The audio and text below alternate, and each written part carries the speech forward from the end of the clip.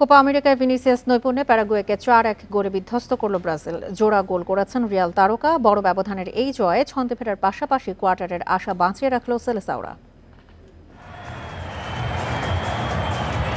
অবশেষে ব্রাজিল জার্সিতে জ্বলে উঠলেন ভিনি।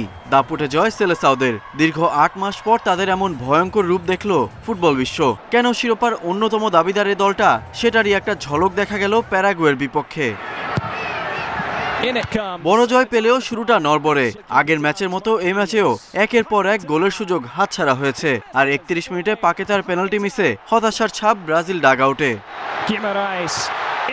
এরপরই রিয়ালের ফর্ম টেনে আনেন ভিনি। পেয়ে যান আসরের প্রথম গোল। প্রথমার্ধে নিজের জোড়াও পূরণ করেন ব্রাজিল নাম্বার 7।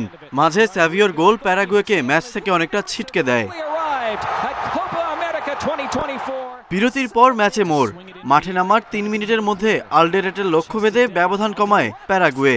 এরপর বল দখল ও আক্রমণে আরও ধার বাড়ায় তারা। আলিসনের দারুণ সব সেভে রক্ষা পায় দরিভালের দল।